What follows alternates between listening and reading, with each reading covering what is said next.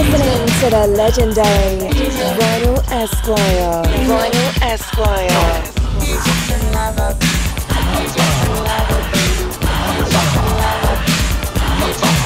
Vinyl Esquire. Vinyl Esquire.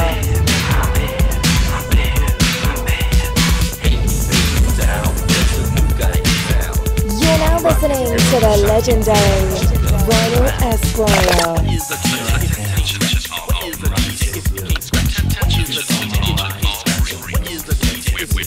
Vinyl Esquire. You're in the mix with DJ Murray. Vinyl Esquire.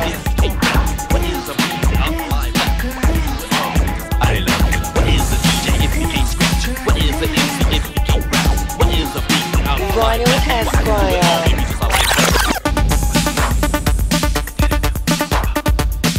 Party people all around. Can you get You're now listening to the legendary Vinyl Esquire. Hello world, I want to welcome you to Vinyl Esquire, the podcast that delivers culture, truth, music.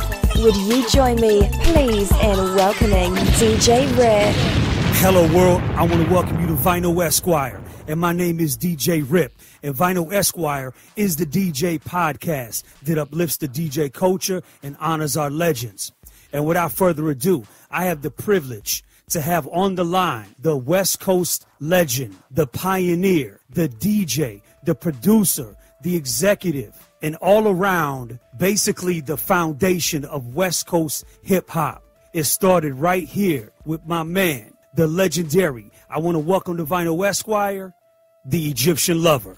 Yes. Hello, baby. Egypt, how you doing, man? Man, I'm doing good. Well, I want to thank you for allowing me to interview you for Vinyl Esquire. I want to thank you for allowing me to peel the layers back of your vast career, your catalog, and your history. And without further ado, I would like to get right into it and start from the beginning. So, Egypt, can you tell me who or what made you want to be a DJ?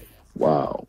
Oh, that's a long story. Let's see. I used to get bus from L.A. out to the San Fernando Valley to go to school. And one day, a friend of mine named Snake Puppy, we rode the bus together. He said, over the weekend, let's see who can make the best mixtape or the best tape to play on the bus on Monday. So I overheard him say that. I'm like, okay, I think I can do something like that. So I went home and I was listening to the radio station. I was recording songs off the radio station, so only the good songs I play on the tape. And my brother walked in and said, what are you doing? I said, I'm waiting for the song to come on again so I can make it longer. He said, why don't you just go buy the 45? I'm like, damn, that's a good idea. So I went to the store and bought a bunch of 45s, came back and made a mixtape with the 45s, and I had different pause buttons, edits to make the intros longer and the breakdowns longer, and just do different things like that. And then when I brought the tape on the bus on that Monday, everybody freaked out and was like, wow, this is the best tape I've heard in my life. And that made me want to become more into making that kind of music or just being the one who brought the best tape. So the school said we needed a lunch DJ to do all the lunch dances, and everybody said, oh, him, because he got the best music. And so, I became the high school's lunch DJ at Monroe High School in the Valley, and since then I became a DJ. Wow. So what year would you say that this was? That was 78, 79. 78, 79. That's when you, I guess, would you say that you accidentally became a DJ? Because that wasn't what you were attempting to do, right? I was attempting to rock the bus for that hour-long ride, or hour and a half, 2-hour ride to school. So I was going to be like whatever, the bus DJ. Wow, okay. So with that happening, was there any DJs around that time in 78, 79 in L.A. that were doing it that you would consider, I don't know, rap or hip hop or somebody who you looked up to? Like, what was going on at that time? Well, rap wasn't out yet. Rap came out in 79 on the West Coast with Rappers Delight on the radio. And I wasn't going to clubs yet because I was too young. So I had no idea what DJ was doing what in the clubs. So one of the guys and a couple of girls on the bus said, we want more songs like Rappers Delight. And I said, there is no more songs like Rappers Delight. I said, well, you can make one. So I went home and I recorded over an instrumental and I rapped on it and sold my raps at school during that time.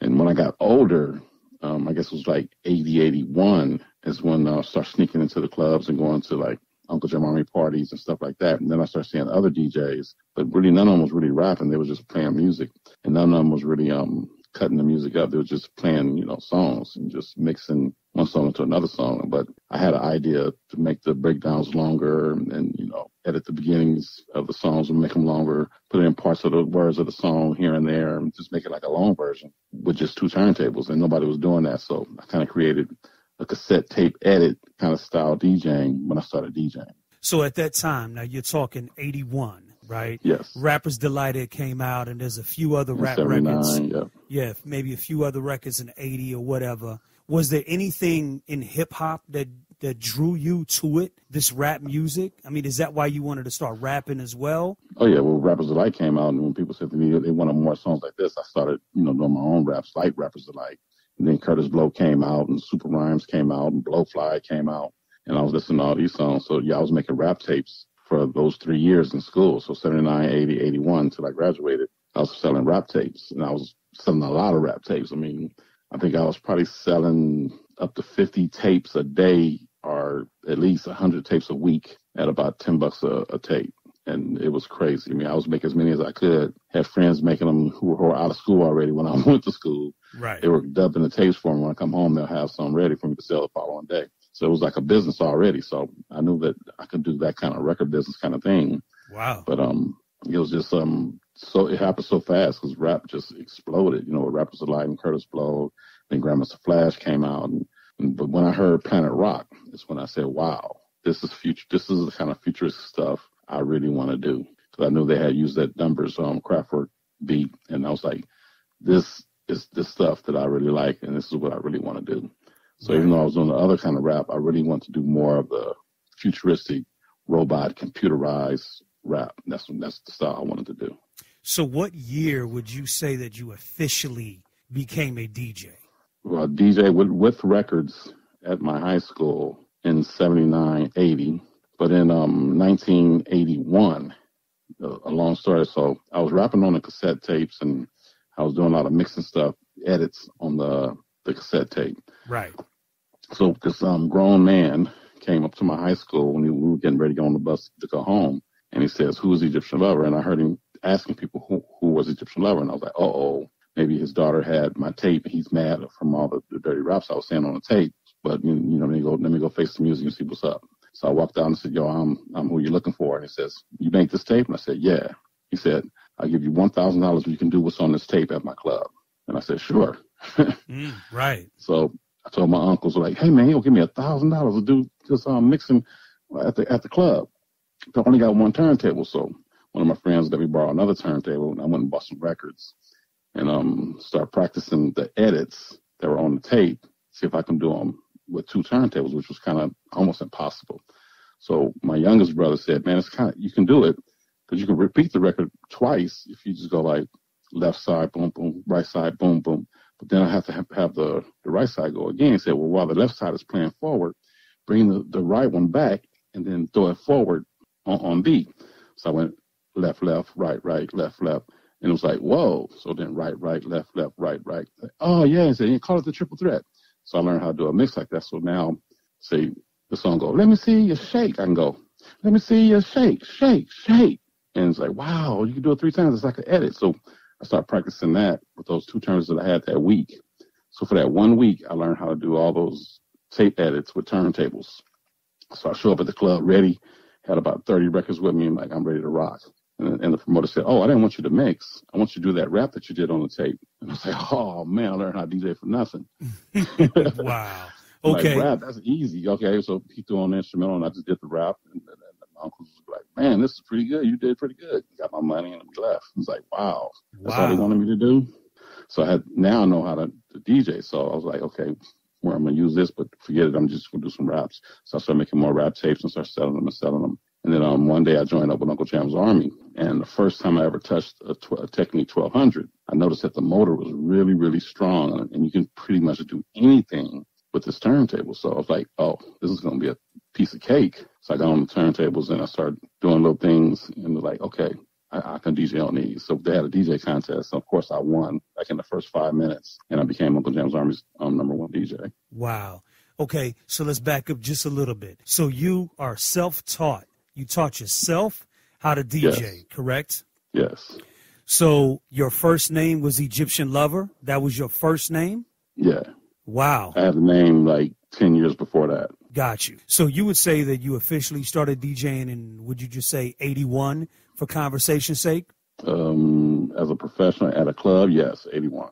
Okay. And you used, what type of turntables? You obviously had 2 turntables and a mixer, right? What were you using? Well, I didn't have 2 turntables. I only had 1 turntable and a realistic mixer and a cassette deck. And that's how I learned how to cue the record up with 1 turntable. And cueing the record out loud is scratching.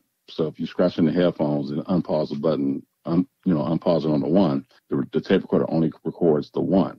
But you got to cue it up like a book, boom, and you unpause on boom, and you're at the beginning of the beat. So I would actually do that over and over again, so the song will go boom, boom, boom, boom, boom, boom, boom, boom, and that's how I learned how to cue the record. So when scratching came out with Grandmaster Flash and all that, I said, that's just cueing the record out loud. I've been know how to do that.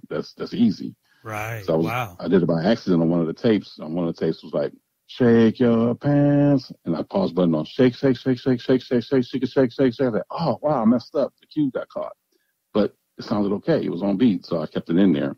And people asked me what it was. I just said cueing out loud. And then when scratch came out, they said, oh, it's scratching. I'm like, oh yeah, okay, they call it scratching. Right. Okay, so it's 81, right? It's LA, and hip hop just really hit the scene a few years before that, and now you're DJing. You go and you get into a DJ battle, you said, and you won, and you became a member of Uncle Jam's Army, which Uncle Jam's Army was a big party group, right? That threw parties, correct? Dance promotion crew. Dance promotion crew. So who was all in the Uncle Jam's Army? When I joined, they only had 3 DJs. I think it was a guy named Bleeps, Dr. Funkenstein, and Roger. And Bleeps and Dr. Funkenstein were played like some of the best records I ever heard, And Bleeps was the only one I knew that had the intro going over and over again. But, people probably caught the intro like every 4 bars and make it start over again. And I knew that I could probably catch it every 1 bar or 2 to even make it sound better. But, Bleeps was Bleeps. That was my idol. I looked up to him when he did it every 4 bars. And so when I started Uncle Jam's Army, Bleeps and Dave actually let me just take over, and they kind of okay, you're the show, go ahead and do it. Next, they just stopped DJing, and I just became more of the DJ for Uncle Jam's Army. So then it was just me and Roger. And as the time went on, we got more and more DJs. But we had a lot of DJs they call them warm up the amps. So they went on first, right, before the people got there. We had many DJs like that. And then my last year there, we had just hired Bobcat. And Bobcat was fast, and he would scratch a lot, and he was just fast. And I would see how he was mixing. I said, man, it's cool that you're fast and all that, but you got to calm down for the party because they can't dance to a boom, boom, boom, boom, boom. You got to have the snare go like boom, clap, boom, clap, boom, clap. So they have something to dance to. Right, right. He said, you're just jealous because you can't do it. And so I got on turntables and did it. Said, I can do it. I just don't do it for the party because they can't dance to it. Right. And he's like, whoa, I didn't know you could do this. Yeah, I can do it, but you can't do it that fast. For the party, you got to have a beat. You got to let them hear a beat. And so he understood that, and I taught him how to do a quality mix. And he was like, man, thank you for that, because I only know what I saw you do. And now that I know that you can do much more, it's like much more respect for that. And it was like, okay, cool. Wow. So, and Bobcat, salute Bobcat. That's my brother. I know him, and another incredible DJ and a legend. And oh yeah. So Bobcat, was he a little younger than you? Oh, definitely young, much younger. Right. Got you. Okay. So Egypt, if you can really quickly, can you talk to me just a little bit about that early, I don't know if you call it a hip hop scene or not, but that early LA scene, because I understand the LA arena. I've heard that you DJ the LA Sports Arena, correct? Up to 10,000 people. You were just DJs and 10,000 people in an arena. That sounds phenomenal. Can you just talk to me just a little bit about that scene at that time? Yeah, that came around 83. So in 83, rap was big. I mean, it was hip hop was big everywhere. And Uncle Jam's Army was the ones that was bringing rap first on the scene. So we would play all the first rap first before the radio stations even got it. And sometimes we would even get calls from these radio from these small labels saying, hey, we got a rap group coming out of New York named blah, blah, blah. So, we play their record. I say, oh, you do? Okay, well, can I send a group out there and let them promote their new record? Like, of course. So Roger had to hook up with the independent labels, and he would get the groups out here, and they would perform at our parties before we started DJing. So we had groups like Houdini and Run DMC and all those guys. And so Roger Clayton was the mastermind behind Uncle Jam's Army, behind the programming in Uncle Jam's Army, and behind getting all the groups to perform at Uncle Jam's Army parties. And he promoted it. It was wild how he promoted it. So, like, he gave high school parties to promote the hotel party. Then he gave hotel parties to promote the convention center party. Then he did the convention center party to promote the sports arena. And then we start all over again with the high school parties, the lunch dances. And so, and when I saw him doing this, I'm like, man, this is so, incredible. It's genius how you're doing this. He said, yeah, it's just a vicious circle. Keep doing it over and over again, and you get a big party. You do the small ones, the medium, the large, extra large, and you do the big one. Like, wow. So he was the mastermind behind the whole thing. He passed away in 2010. But, man, him teaching me how to program and how to play certain records at a certain time and build up the night to the end of the night was the most incredible thing that he could ever teach me. And I still use it to this very day. Wow. Did you have any idea what you guys were embarking on in L.A.? So, yeah, because we knew that the commercials on the radio were played every 30 minutes. Right. So when we did Sports Arena, it was so many people. We were like stars already. We were celebrities already. So when I found out what a drum machine was and brought it to one of the parties and played the drum machine at the party, people actually thought it was a record being played. And they were screaming out, what record is that? What record is that? And I was like, man, we need to make a record because the beats I'm playing in this drum machine, people are already wanting to buy it, and we ain't got no words on it yet. Right. So we went in the studio and we made some records, and we did Dollar Freak and Yes, Yes, Yes. And the radio station jumped on it so fast. It was like playing every hour on the hour. And that's how we started our musical careers. So I don't want to jump too far ahead. Let's back up just a little bit. So correct me if I'm wrong. In 1982, you started recording with the radio crew and Uncle Jam's Army. Is that right? Was that about 1982? The end of 82. The end of 82. Okay. Yeah, going into 83. So what made you want to become a recording artist and start producing your own records? What sparked that? The high school mixtapes, making raps on the high school mixtapes, made me want to make real records. So when I joined Uncle Jam's Army, my main thing was, let's make records. I know how to make tapes. I want to make a record. And it took them about a year and a half to really figure out, okay, this dude is serious. He wants to make a record. Let's make a record. It's getting that popular. And that's how I started. Wow. Okay. So you said when you found out about drum machines, I'm assuming that this is the famous Roland 808 that we're talking about, yes? Okay, so talk to me about how you found out about this drum machine. Where was that at, and how did that happen, which spawned you to start using it in your live DJ sets? Okay, so I'm doing Uncle Jam's Army parties, and I'm pretty much the baddest DJ in L.A. I mean, everybody wants to DJ like me. So one of my friends hit me up and said, hey, man, let's go to this party. There's a DJ from New York there, and he's not copying you. He has his own style, and he's pretty good. I'm like, he has his own style? I'm like, yeah. I'm like, cool. I want to see somebody different. So I go to the club radio, and this guy named Africa Islam is on the turntables, and he's doing his own thing. I'm like, oh, I love it. This is cool. It's not my style, trying to steal my style. He's doing his own style. So when I went to the DJ booth, I think somebody had told him about me, and I did my thing. He was like, whoa, I ain't never seen nobody do nothing like that in New York. Like, this is different. What is this? Like, this is Egyptian lover style. And I started doing my triple threats and all my tape deck edits with the turntables. Right. And he's just freaking out. And so I said, Africa Islam, that's a cool name. It sounds like Africa Bambaataa. He said, yeah, I call him my dad. He's my dad. I'm like, really? I said, what kind of drum set did they use for Planet Rock? Because I like that toy sound. He said, oh, it wasn't a drum set. It was a drum machine. And as soon as he said drum machine, I'm like, a machine? You mean I can make that beat? He said, yeah, a drum machine. They sell them at the Guitar Center. So the next day I went to the Guitar Center and I found the drum machine. And the clerk helped me program Planet Rock in it. And then I started changing the beat around. I started doing my own beat with it. And when I was doing that, people started crowding around actually in the Guitar Center. I'm like, wow, this actually sounds like a record already. Right. So I had the cowbells going, the rim shot going, the toms going, the hi-hats, the bass, and I was turning the volume up and down, breaking it down like a DJ would with a record, wishing the record sounded like that. And people was actually looking at me. I'm like, I got to buy this because I got to dance in the sports arena in 2 weeks, and I want to bring this to the sports arena.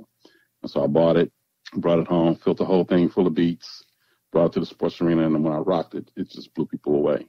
They had no idea what I was playing up there. Right. And I had 10,000 people dancing to a drum machine. And I was kind of scared, like, are they going to dance to a drum machine or right. what? And they actually danced, and they were screaming out, what record is that? So they never knew I was playing the drum machine. Wow. So because some of those records that were out at that time were made with that same drum machine, right? Oh, yeah. So Planet Rock was made with it. Electric Kingdom was made with it. So it was like it had that sound already that people loved. And they didn't know they loved that sound. They just know that toyish drum sound was in a lot of records. So I was actually playing Planet Rock, and on the breakdown, I stopped it and put on the drum machine without missing a beat. And people just kept dancing. And my heart was beating fast, like, are they going to stop? It's going to be different.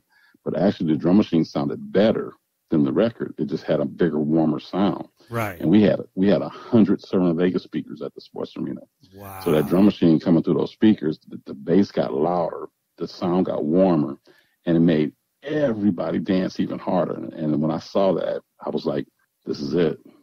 This is it. The live drum machine at a party is what to do. And I was like, we got to make a record now. So when you said we have to make a record, you're talking about Uncle Jam's Army. Right. Okay. So I want to talk about those records, but I want to talk about something else a little bit before that. So you had mentioned Club Radio, which obviously was depicted in the movie Breakin as Radiotron, right? Right. So was this now like 83, 84, right? 83. 83. So at Club Radio, you said Africa Islam, who's a New York DJ. Was he there guest DJing or was he? Yes. Okay, got you. So they brought him down to DJ. Yeah. So Club Radio was it a community center, not a real nightclub, right? I think they changed. I don't know if it was a community center or not. Okay. But it was like a club. So there was Club Radio, and then they changed it to Radiotron after when the owners, had a messy fallout, whatever. Got you. But when I went to radio, it was just one guy named Super AJ, Ice-T, The Glove, and then I started bringing my 808 because at radio I could play whatever I wanted to play anytime I wanted to play. And remember, I didn't have turntables at home, so I can actually go to radio and probably get some practice in before the sports arena party. So I'll bring the drum machine down there, and I played it down there one time, and people freaked out. I played, new records that they ain't never heard before. I practiced playing the record backwards there one time, and people was like, whoa, that sounds good. So I knew I can do that at the sports arena. So it was like I got a little bit of practice at the radio end. Okay. And people loved it. I mean, the one who did Breakin, actually, we did a documentary before they did the movie Breakin called Breakin and Entering. Right. And you can see me and Ice-T and the Glove on there, and I got the 808 on there and showing people how to work that. So that was like actually the first, I think it was the first hip hop documentary ever made. So wait a second. So this is 83 going into 84. You still don't have your own turntables. Is that right? No. Okay. Never had my own turntables till probably 2004. Wow. Okay, wait a minute. Okay, so that's mind blowing in itself. Okay. All right. So 84, 83, 84, Club Radio. So clearly there was already a scene going on as well as you're doing Uncle Jam's Army parties, right? Because you said the Glove was there, Super AJ, and Yeah. Ice-T, right? Yeah. So there was already, or not already, but there was a hip hop scene growing, coming exactly in LA at that time. So let's talk Yes. about the documentary quickly, Breakin and Entering, which then spawned the film Breakin 1 and Breakin 2 Electric Boogaloo. So I've seen the documentary, it's incredible. You were in Breakin and Entering. Yes. And I've also, now I don't know if this is official, but I actually have a soundtrack from Breakin and Entering. I don't know who pressed it up. I don't know if it's official. I don't know where it came from. But it's a bootleg. Right. But these records, the records that are on there, you produced some of these records. Talk to me. All of them. Talk to me about these songs that were a part of this Breakin and Entering documentary that you did. Okay, so they wanted some tracks, instrumental tracks, so Ice-T can rap on them in the movie. He wanted to rap live in the movie. So me and the Glove went to the studio, and I brought the 808, and we just did 8 songs, like in like 3 hours. We just did 8 songs and scratched on them and had a keyboard player play some music on them. We told him what to play and he played some music on them. And we finished. And when we finished, we went to the club and we DJ'd. I mean, it was no big deal. And when those songs came out, we actually needed records pressed so we can actually mix the records while Ice-T is rapping in the movie. So they had 25 records pressed. And that became like one of the most sought after electro records ever because all it is 808 beats, scratching, and a keyboard player on it. Wow. And these are records that you guys made for the Breakin' and Entering documentary, right? Right. So were you supposed to be in the Breakin' film? Or? Yeah, I was supposed to be in it, but a lot of stuff happened and I didn't end up being in it. But it was cool because I was doing other things at the same time. And I don't know which way it would have went if I would have been in it, but I'm kind of glad that I wasn't in it because I went a different way and it became even better for me.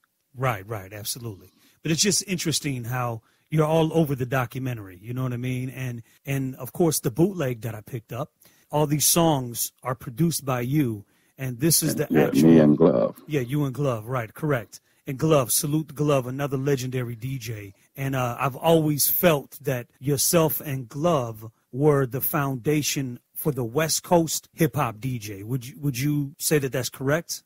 Yeah, I don't know who else was doing it at the time. I mean, you got the Wrecking Crew. You had Lonzo and Unknown, a guy named Dr. Rock, and then Dr. Dre, of course, joined them. And so you had them doing their thing. You had Uncle Jim's Army doing their thing. You had a bunch of other crews in L.A. doing their thing, too. But Uncle Jim's Army was way at the top, and everybody else was fighting for, 3rd and 4th and 5th and 6th. But Uncle Jim's Army was 1 and 2.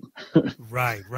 So we had a lot of other crews doing their thing, too. But the only ones that made records were probably the Wrecking Crew. And I think Dream Team, LA Dream Team was also a DJ crew, and they made a record. And then I think some DJs from other crews started making records as well.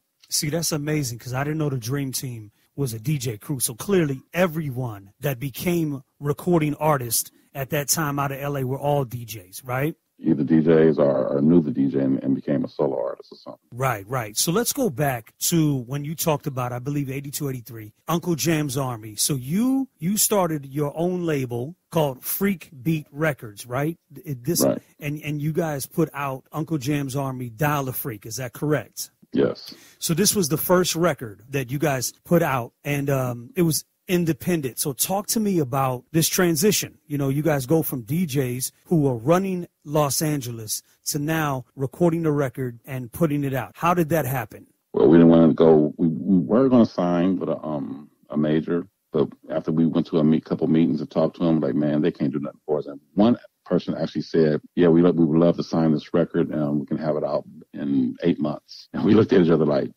this record needs to come out this month. And they were like, oh, no way we can do that. We got to put it in I said, yeah, but it ain't going to be popular in 8 months. It's popular right now. Right. So we decided, let's put it out ourselves. Roger used to work at a record store and he knew all the distributors. So he said, let's put it out ourselves, set it out the trunk of our car, and we'll sell a lot. So he started doing that. And actually we got a lot of sales. I mean, I think in the first week we probably sold like 5,000 records. And because Katie was playing it every hour and an hour, so it's like every record store wanted at least 30 copies. They were like, wow, everybody's coming here asking for this record and we don't have it. What label is it on? It's like, it's on our label. Right. And we give them to them. And then we went from the record stores to the one-stops who would sell to the record stores. And then we found out that the one-stops were getting records from the distributor. So then we moved to the distributor. And then we started sending records straight to the distributor. So while this was all going on, I had so much fun in the studio. I went back in the studio and I made Egypt. And man, that record didn't need no promotion. As soon as it came out, it just had legs and it ran and everybody wanted it. It was crazy. So K-Day was a new radio station, right, at the time, because it was the first radio station to play in history and in this country to play hip hop 24/7, right? Yeah. So the DJ from K-Day, I forgot where he came from, but he came from out of town. And when he heard Uncle Jam's Army was running the town, he wanted to know what kind of songs were Uncle Jam's Army playing. So he actually came to the parties and was writing down the songs we were playing. So we were actually picking the songs off the albums and playing, album cuts that the radio station wasn't playing. But Greg Mack was writing down like, okay, what song is that? So he took our whole playlist and he started playing it on the radio. So it wasn't K-Day's music. It was Uncle Jam's Army music on K-Day. And so him and Roger actually fell out behind the whole thing. Like, man, all you did was come down here and play our music. You didn't find your own music. You just came down and copied our playlist and played it. So him and Roger never was really good friends. And one day they actually had a fight.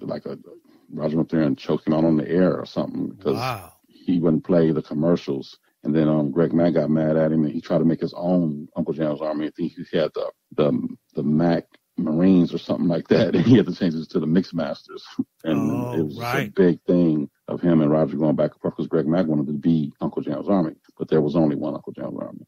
Right. So these records, so you had Freak Beat, and that was your label, is that right? Yeah, me and Roger together. Got you. So that was the first independent label from the West Coast to distribute hip-hop records, right? Yes. Uncle Jam's Army was an artist, and you put out Dial a Freak and Computer Love, if that's correct. Dial a Freak and Yes, Yes, Yes. Oh, Dial a Freak and Yes, Yes, Yes. Okay, got you. So then you decided to do your own label, right? You said you loved being in the studio, so you decided to create my own song. Your own song, and that was Egypt, which came out on Freak Beat as well, right? Right. So there was two Freak Beats. There was Freak Beat Green and Freak Beat Gold. So the money wouldn't get mixed up. I went Freak Beat Gold with a different serial number. So Freak Beat Green had the serial number UJA001. That was the serial number. So that all that money goes to that account.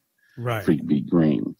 Freak Beat Gold was my personal label, so all the money would come to me. And the serial number was DMSR 661. So we had UJA001 and DMSR 661. So the money wouldn't be mixed up together. So when the money started to get mixed up together, that's when I started my own record label, Egyptian Empire Records, so it wouldn't get mixed up like that again. Okay, so who taught you this business model? How did you know to do that? I mean, this is all new, right? So where did you get that? 7 tapes in high school. Really? Yeah, 7 tapes in high school gave me the whole idea of making records and doing it myself. And then Roger knew the record store, so he knew the distribution part of it. And then I kind of learned the distribution part from Roger and actually from the record pressing plant. So many people went to the pressing plant and they let him collect the money for them, and he paid the artists. But I didn't want to do business like that. I said, you know what? I'm the record label. I'll collect my money and I'll pay you for the pressing, because I think that's how it's supposed to be. When I made tapes in high school, I paid for the tapes and I collected the money and I paid for the tapes. So this time I'll collect the money and I'll pay you for pressing them. And he was like, okay. So I was actually the only one to do it that way, and everybody else got paid from him. So I didn't like that. Wow, that's amazing. Okay, so now what is this? 1984, right? You start your own record label. Wait, well, let's back up. What about the record Egypt? This was a big record for you, right? Yeah, that was a solo record I did. Yeah, that was a solo record that you did, still on Freak Beat. Freak Beat Gold, yeah. Freak Beat Gold, yes, sir. So this was a big record. Talk to me about how you approached this record, your first solo record, Egypt by Egyptian Lover. Talk to me about how you approached it, the production, everything you wanted to get out of it. Well, I went to the studio with a totally different song in my brain and what I wanted to do. So all my ideas was there. But when I got to the studio, I just changed my mind. So Egypt became a greatest hits of hits that never came out. So Egypt was like 3 or 4 songs blended together as a DJ mix that came out with just my name on it. And that's how it happened. It was just like a mega mix of songs that never came out before. So, which was, I mean, this is amazing. So this is an incredible record. You're independent. And I always felt like the East Coast created hip hop, but the West Coast showed hip hop how to sell records. That was how I always felt, because it seemed like all of you from the beginning all were independent and had an independent mindset on selling music. Would you say that that's correct? Yeah. So let's talk a little bit more about your records. Some of your songs and some of your full-length albums. You put out an album, The Nile and One Track Mind, and singles like What's a DJ If You Can't Scratch and Girls. Talk to me a little bit more about, some of your next singles and how you, approached your whole recording style. Well, being a DJ, so now I'm full-time DJ with Uncle Jam's Army. All my songs were DJ mixes, and they were DJ friendly. So I think that's why Egypt is still popular today, because it's DJ friendly. You can play it with pretty much anything, and the EQ on it is so large because it has a lot of bottom in it for it being coming out in 83, 84. It has like a lot of bottom in it, which wasn't really recorded back then. At the mastering plant at Bernie Grutman actually had to widen the grooves so the needle could stay on the record, because it had so much bottom in it. He said it was the first time he ever did that. And it's like, wow. So this is like the first record with bass? He said, yeah, this is the first record with this kind of bass on it. And that breakdown of each of Egypt, he had to widen the grooves so we can get it louder, so he can play in the clubs at a loud, volume. And so when we played at the clubs and he didn't bounce off the record, it stayed in the groove. And it's like, okay, we got something here. So when the DJs got it, I knew they would love it. But then the radio station started picking it up, and it became a radio station hit that blew me away. I never thought the radio station would pick it up like that. So you always approached every record from a DJ's point of view and how a DJ would play a record, because you're obviously a DJ. Right. So where did all the freak aspects, and the sex overtone from the records, where did that come from? Because that wasn't in hip hop yet. Where did that come from?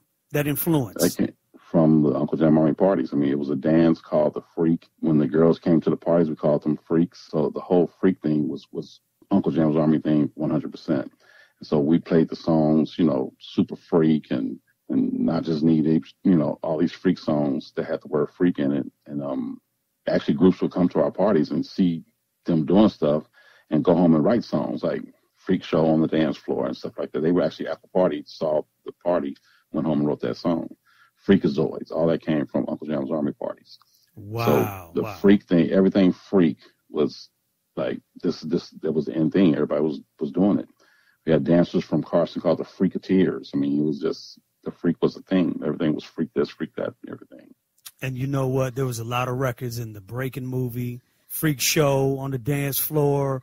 And you're right, Freakaholic, Dial a Freak, the Freakazoids, and now that we're speaking through this and we start adding things up, you're right. And all of that influence came from Uncle Jam's Army's parties and yourself. Yes. That's absolutely amazing. So with your record label, Egyptian Empire Records, aside from you putting out your own music, you also signed or released other artists, and most notable would be Rodney O and Joe Cooley, who also had their own hit records like Everlasting Bass and DJs and MCs. Talk to me about that process. What made you want to start releasing other people, and how did you end up with Rodney O and Joe Cooley in these records? Well, I never wanted to release anybody else but myself. But one day, Rodney O came to one of our parties, and he gave me this 45 by the Caution Crew.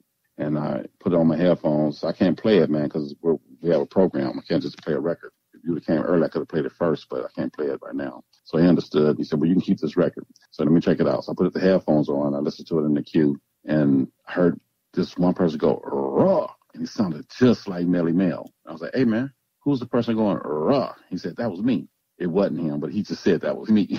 Oh, okay. So, oh, man, we got to hook up. I like that. I like your voice. That's pretty cool. I like that. Let's do something. So he gave me his number, and I kept in touch with him. I think it was like 2 weeks, 3 weeks. And then one of my keyboard players got fired, and we were right in the middle of the tour.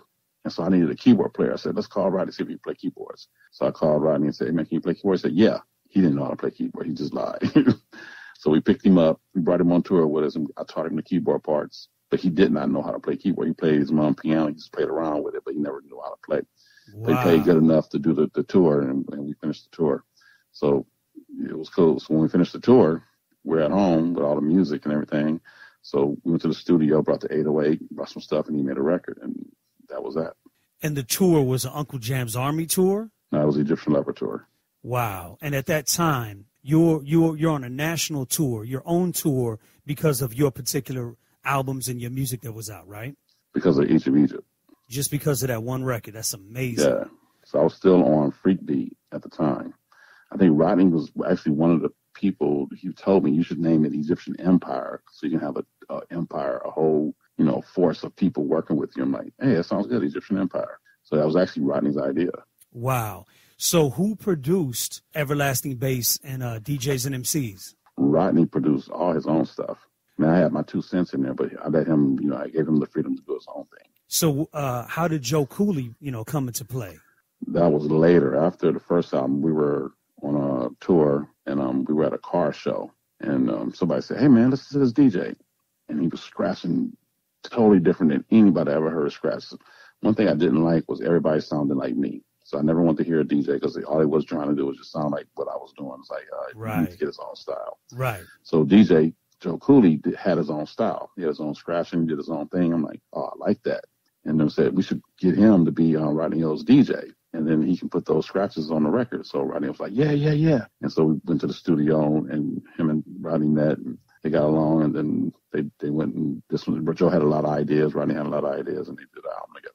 Wow, that's incredible. So you decided to put those out on your label, obviously. Yeah. Now, was that, I mean, you said it was Rodney's idea, but how did you feel about now becoming, the record label? Because you were just putting out your own music, right? Right. So did you treat that any different than you did your own music when you started putting out other artists? No, I tried to put it out with my music, but it seemed like the avenues and the valleys and the roads that my record was going down was different than the songs that I was putting out on my label. So Rodney didn't go down the same avenues as I did. So like if I went to radio station A, of course they'll play my record. B wouldn't play my record, but B would play Rodney's record and not my record. So it was like, wow, okay, so this is more Rodney is more hip hop and I'm more whatever they're getting ready to call it, electronic funk or something. So it was all hip hop when we started, but then my music started changing into a different category. And Rodney was still pure hip-hop. Wow. So let's talk a little bit more about this, if you don't mind. Talk to me about, this whole concept of you being independent, because your label, along with obviously others that, either came out simultaneously or probably a little bit afterwards, like Crew Cut, Techno Hop, World Class, Dream Team Records, etc. You were all distributed by Macola. Is that correct? I distributed my own records. They were distributed by Macola.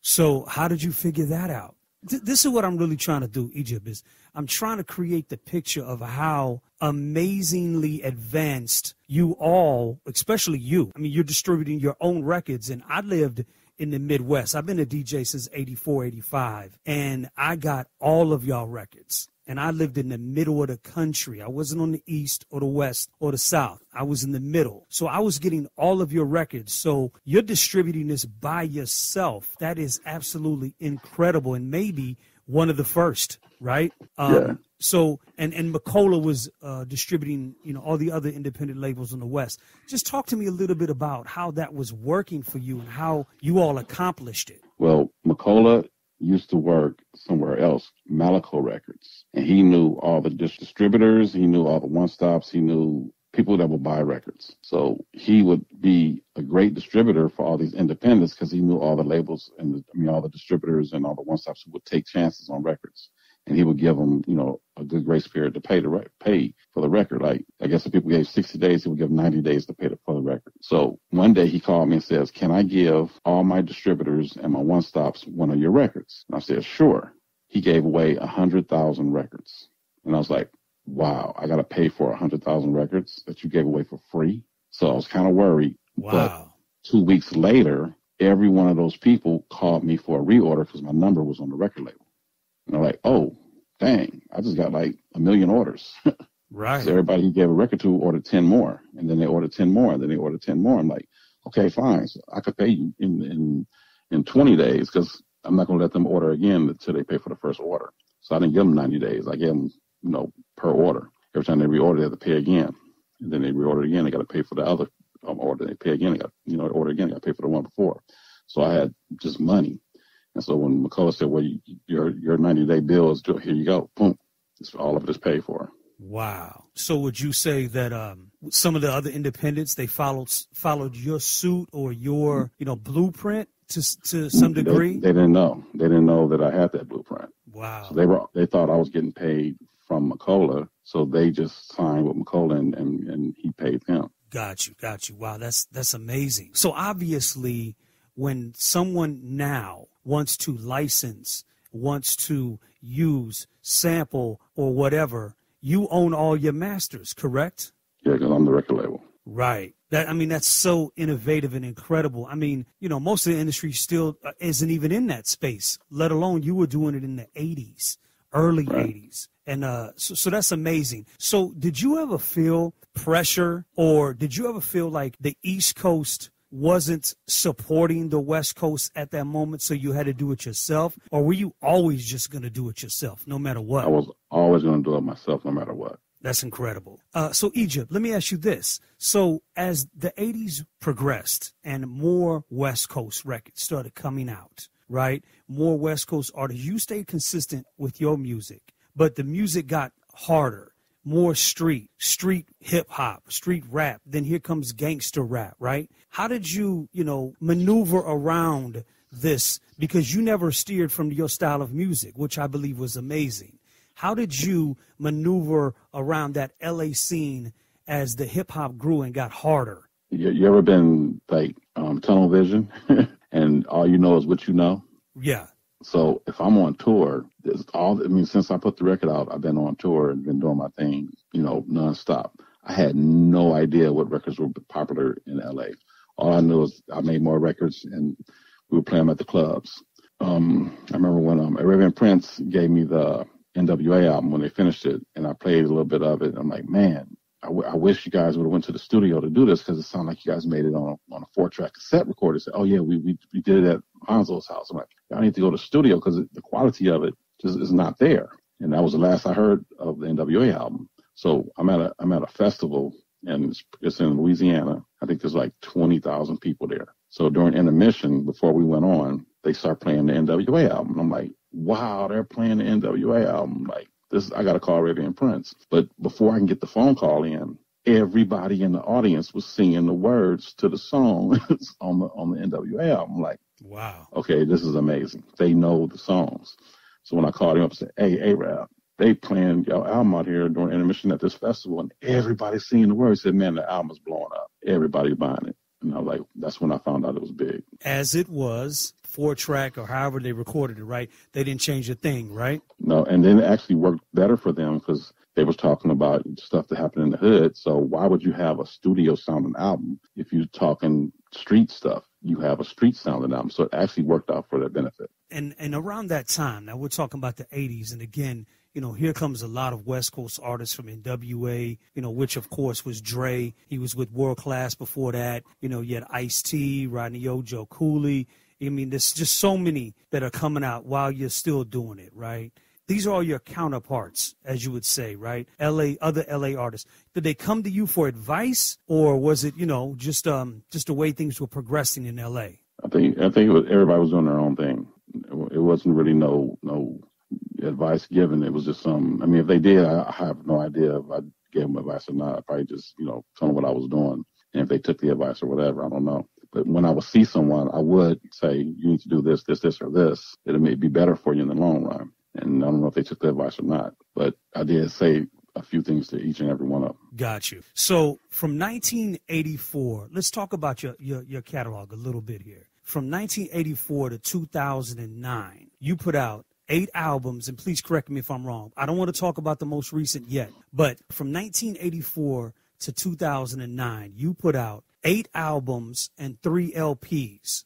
And let's talk about those a little bit. So I'm just going to run through the list really quickly. 1984, these are albums. 1984, On the Nile. 86, One Track Mind. 88, Filthy. 89, King of Ecstasy. 93, Pyramix. 94, Back from the Tomb. 98, Get Into It. And 2006, Platinum Pyramids. Those are albums. And then EPs, you had in 84, Egypt, 2009, Electro, Pharaoh, and in 2009, James Pants Meets Egyptian Lover.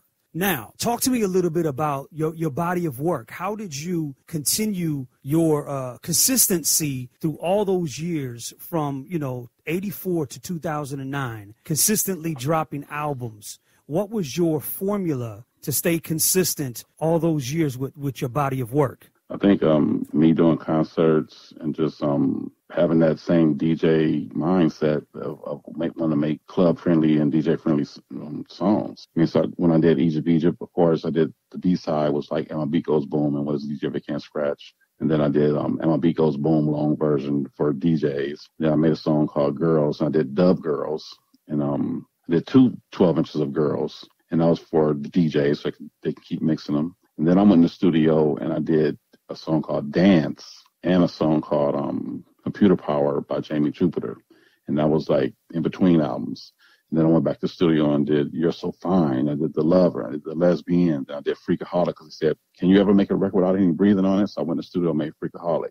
And then I did Get Into It, 12 inch, and then did Sales and Baddest Beats Around. And then Let's Get It On, and then 93 Eat Your Brave. It just was fun. I have fun in the studio. So every time I go to the studio, I just have fun. So even today, when I go to the studio, I just go to have fun, and it's just fun being in there. That's my whole life. I learned how to create music in the studio, and that's where I have the most fun. That's where I live. Absolutely. And obviously you must have, toured in between these records. I believe you went back on the road in the mid 2000s. Is that right? Man, I've been on the road since '84, and I haven't been stopped till now, till the coronavirus stopped the concerts. Wow. And I'm loving staying at home because this is the first vacation I ever got. Wow. So would you say that when the internet was created or the internet became a part of our lives, did that stretch you from an American artist to a global artist? Definitely. When MySpace came out back in the day, for those who know what MySpace is. Absolutely. I had one. Go ahead. A couple of people hit me up from the Netherlands and Paris. I'm like, oh man, I would love to go, to the Netherlands and Paris and da, da, da. So they hooked it up, and I took two of my friends with me, and we rocked the house and came home. Like, man, that was fun and some good money, because the euros was money and a half. So say you charge $5,000, you come home with $7,500. Right. Like, man. Right. I only wanted $5,000, but they gave me $7,500. Like, this is pretty good. And if you go to the UK, it was double. So if you ask for $5,000 or $6,000, you get $10,000 to $12,000. Like, okay, this is good money. The euros and the pounds are way more than the dollar. Now they kind of went down. They're almost even now. But back in the day, in 2004, when I started going to Europe, it was money and a half and double money. Wow. It sounds amazing. And I want to get into a couple of your stories before we get out of here. But so we talked a little bit about your albums from 84 to 2009 and your EPs. So let's talk about something that's a little bit more recent. Let's talk about your album that you released in 2015 titled 1984 and your 2018 release 1985. Were these albums a reflection of the beginnings of your career? Is that why you titled them that? Yes. I had just finished a European tour, and a whole bunch of young kids, not just one or two or 10, 20 or 100, thousands of kids was asking me, why is your sound on your records sound so much more clear than the records that come out today? Like, they have a new Electro out right now, and it's different than my Electro, which is old school Electro. Right. And so I listened to the new Electro, and I said, wow, because it sounds like they made it on a computer. They said, well, how do you make your music? I said, well, I make my music in the studio. I said, yeah, well, we're in the studio too. I said, no, not a home studio, a professional studio, like where groups used to go back in the day to record music with big mixing boards and speakers and, effects. And they were like, I don't understand. So I made them Google different studios, and they saw all these different buttons. They're like, well, that's too much for us. I'm like, well, that's what I use. And so I said, you know what? I'm going to go back to the same studios I went to in 1984. I'm going to use the same equipment I used in 1984. And I'm going to write songs like I did back in 1984 and call the album 1984. So I did that. And I got a new keyboard player named Brian Ellis. And man, he's amazing. So I'm like, oh, this is fun. So we finished 1984. It took about 2.5, 3 years to finish it because I wanted it to be perfect. And when it came out, it was exactly how I wanted it. And we had recorded so many more songs. I said, you know what? We got enough songs to make another album called 1985. So we ended up going back to the studio and recording even more songs. Wow. Okay. And so I recorded 1985, and it came out even better than 1984. So I said, okay, we need to put some people on this album because things are just going so well. And 1984 is selling like crazy. And now we're doing 1985. So I got Nucleus to come in from from back in the 80s. Right. They came in and did a song. I got Juan Atkins from Cybertron from back in the 80s to come in and do a song. And then I asked one of my friends, said, who's the best scratcher in the world right now? He said, DJ Qbert. So I got Qbert to come in and do a song. And wow, just had fun. Just had fun. And then I even remade a song from Wham, because he was in 1985. And it was like, wow, okay, now this is a complete project. So when 1985 came out, people loved 1984 and they loved 1985. I said, wow. So now I'm making 1986. That'll be the last one of the three. And even before that, I'm coming out with a thing called Pyramix Party, which is going to feature a few songs from 1986 and songs from 1984 and 1985 and some older songs and some songs I'm remaking just for the project. And so I'm spending a lot of money to get it right and put it out, and it's coming out actually June 5th. That's amazing. And this record that you were talking about is called "The World Keeps Turning," correct? And yes, this was on your most recent album that came out a few years ago in 2018, titled 1985, and it features Nucleus, DJ Qbert, and a few other artists, and it's incredible. And yes, it does sound like someone took a time machine, flew back to '84, came back and dropped it. It sounds so clean, but yet it sounds futuristic and new. Exactly. It's an incredible record, and I love what you're doing. Did you use your original 808 that you had in 1984? Yep, use the original 808. I use the original vocoder. I use the original Jupiter 8. I use all the original things. We even put an emulator on a song called -3 on the 1985 album, so you hear the emulator on there. It sounds great when it goes through that mixing board. It goes through all the outboard gear. I mean, we're using old flangers, old digital effects units. These were digital back in the day when nobody knew what digital was. So we have all these digital reverbs from back in the day, not the new ones, but the old ones. So the lexicon and all these different things, and it just makes everything sound so good. So let me assume you have multiple 808 drum machines, because I've watched you on Instagram. I've seen you post a couple of them. So so how many do you have to date? 7. You have 7 Roland TR-808 drum machines right now. Yep. And one of them is gold. Incredible. And you never wanted to stray away from this particular drum machine ever in your career? Yes, I have. I use the Lin drum on Freakaholic, at Lesbian. I use a 707 on, different songs that I made in the past. Right. But I always went back to the 808, because when I played the 808 live at the club, it brought back that sports arena feeling like, man, this thing sounds so good.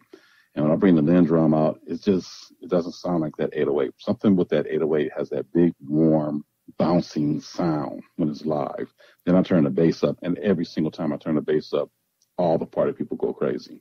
So I'm loving the festivals that I do, and 30,000 people, and then I turn the bass up, and all 30,000 screams. That's what I like. That's what inspires me to make another record and another record and another record. So I'm loving it. They're all young kids. Yeah, that's amazing, because when you listen to, a lot of the new wave music or trap or EDM or, whatever you're into, the one thing that did come full circle is the 808. Yeah. So talk to me. I know you mentioned just a little bit about it. Talk to me about, any new projects that you're working on now. That's the Pyramix Party coming out June 5th on Bandcamp. And 1986 album will be out in 2021, October, November of 2021. Absolutely. So the Pyramix Party going to premiere a few songs from 1986 and some old songs. So make sure you check that out June 5th on Bandcamp. So talk to me a little bit about your live DJ set, your live show, that is, because, you're working on a new album. So clearly there's going to be new tours and, other new projects that you're coming up with. But talk to me about what does an Egyptian Lover show look like right now? Well, when I started doing my European shows, and I actually went to see an artist that I liked back in the day, and he was playing on CDs and playing new music, and the people actually started walking out the stadium like, I didn't come to see that. And right when he did that, I said, you know what? That's why I'm going to stick to what I know and what I do best. So I'm going to always bring my vinyl. I'm going to bring my 808. And so my show that I do is the evolution of the Egyptian Lover. So when you see my show, it starts out with me DJing. And when I DJ, I actually DJ with the same records I did the last hour of Uncle Jim's Army's parties. So I start off with Planet Rock and Electric Kingdom and some craft work. And I do tricks with the turntables. Like I play Planet Rock backwards and I scratch in Electric Kingdom forward. And I do all these things that I did for Uncle Jim's Army to show them this is why I was the #1 DJ in LA. So I do that, play DJ for about 30, 45 minutes. And then I go into the drum machine like I did with Uncle Jam's Army. And so now I'm playing the drum machine live and the crowd goes up another level. So now I got the crowd react to the drum machine, and then I play the songs that I start recording. So now I'm playing Egypt and stuff like that. And I'm doing the old school dance steps that I did back in the day. And they're like, oh my goodness, this dude just is going crazy. He's giving us a full show. And then I go into the newer songs, and I ended maybe back with the drum machine or ended with one of the new songs. And they're like, okay, he just brought us to school and showed us why the DJs in the 80s were so much different than the DJs today. And he did it with vinyl records, a microphone, and an 808. And it's a pure entertaining show. Absolutely. It sounds incredible. And I've seen it online. I haven't had the privilege to see it live, but I've seen it online. And it's incredible. I mean, it's pure. It's old. It's new. I mean, it's a little bit of everything. So I think it's incredible. I wanted to hear you explain to me what an Egyptian Lover show really consists of in 2020. You know what I mean? So that's the evolution of the Egyptian Lover. That's what you're going to see. And you always, from day one, always planned to be a rapper, a DJ, a producer, and an executive and an artist, correct? Yes. It's incredible. Absolutely incredible. And there's been over the years, I've seen, a lot of interesting things that I believe you've collaborated on. Like, I've seen like a die cut, like a pyramid record, a re-release of Egypt. Right. I recently saw a 3-inch record of Egypt. And I mean, so I've seen these collaborations. Is that something that, you came up with, that you continue to do? Because I know you still press up vinyl, too, of your projects. Is that something I still press up vinyl. Is that something that you like to, make a conscious effort to include in your packaging? Yeah, well, Peanut Butter Wolf from Stone's Throw did a pyramid, Egypt. That was with Stone's Throw. So I did a greatest hits album with Stone's Throw to introduce my stuff to a different crowd. And man, it was really nice experience, seeing that crowd coming to the shows, and it was pretty nice. Went on tour with Stone's Throw a few times, and it was pretty cool rocking that different crowd, Right. And, Wolf has been a fan of mine for years, and he said he wanted to do that. He wanted to put a pyramid, Egypt. That was like his dream. And then the cover that it comes in actually opens up and turns into a pyramid. So it's a really nice collector item if you're able to get one. Yes. And I love putting out 12 inches in different colors. Like the last one I did was Beyond the Galaxy with me and DJ Qbert, and I did like 4 different colors for the fans and the vinyl collectors. And man, they bought every one of them. It's like crazy. Right. So I got to like repress them and then put some more out for the regular people, because the fans just bought those up so fast. It's incredible. I mean, I love those pieces. I got them, and it was incredible. I mean, who wouldn't want a pyramid shaped Egyptian Lover record? I mean, it's amazing. You know what I mean? So would you say that your style, not saying you've taken, but would you say that your style is a perfect blend of craft work, Bambaataa, which is really craft work, and Prince? Is that a good blend, a good description? Yeah, I always said that if you want to know what Egyptian Lover is, it's like craft work plus Prince equals Egyptian Lover. And is there any artist that you never got a chance to work with that you wanted to work with? Prince. I had a feeling you were going to say that. Definitely Prince. And it would have been incredible. Oh, man. A lot more breathing and a lot more 808. Right?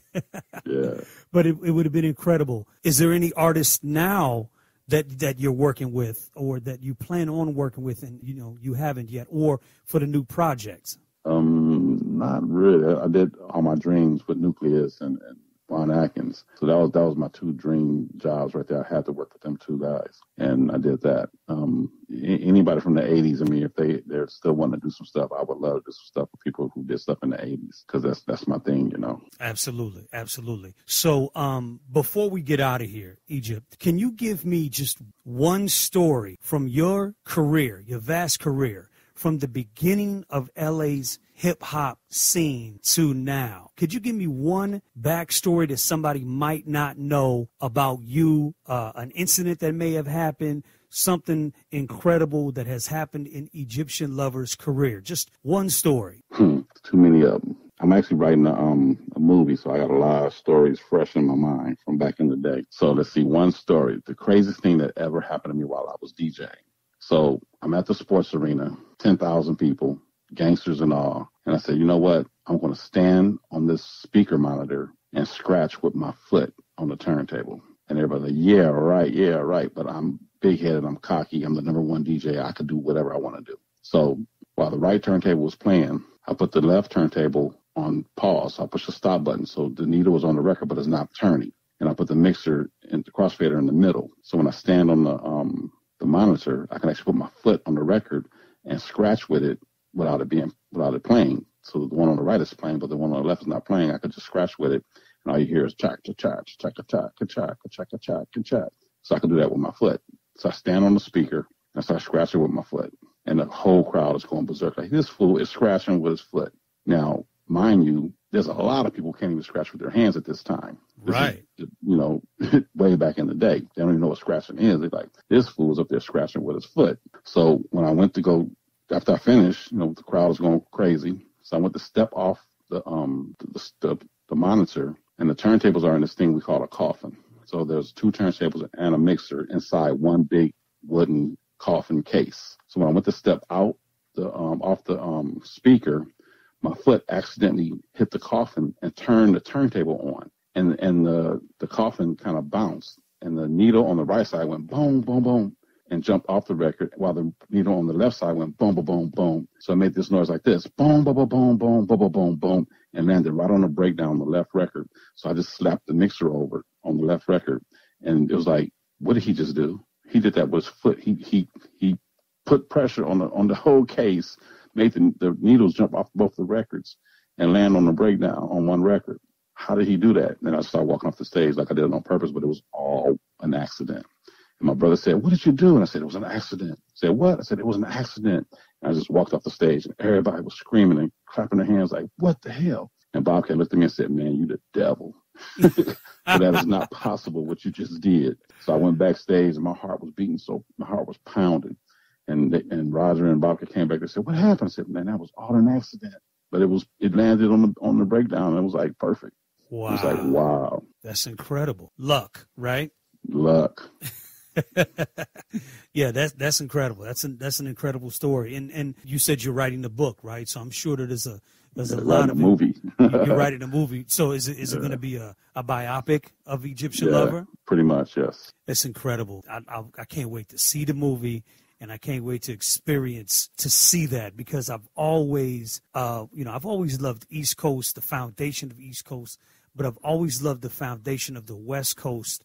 But I've always felt like the West Coast foundation never got its just due. You know what I mean? And right. Which includes you. And I mean, and again, with everything that you accomplished from being independent from day one. I mean, so clearly financially you were doing okay in the 80s and the 90s, right? Oh, definitely. So that, on the very first record, I could have retired after the very first record and still been good today. That's absolutely amazing. So how do you feel about DJs now? How do you feel, that the DJ culture? Do you believe it's progressed from, the beginnings to now, or do you feel like it's digressed? How do you feel about the current DJ culture? Well, I always thought whatever way you can rock a party, go ahead and rock a party. Whatever you use, whatever you do, whatever records you play, as long as you rocking the party, do your thing. So it's all good to me. Got you.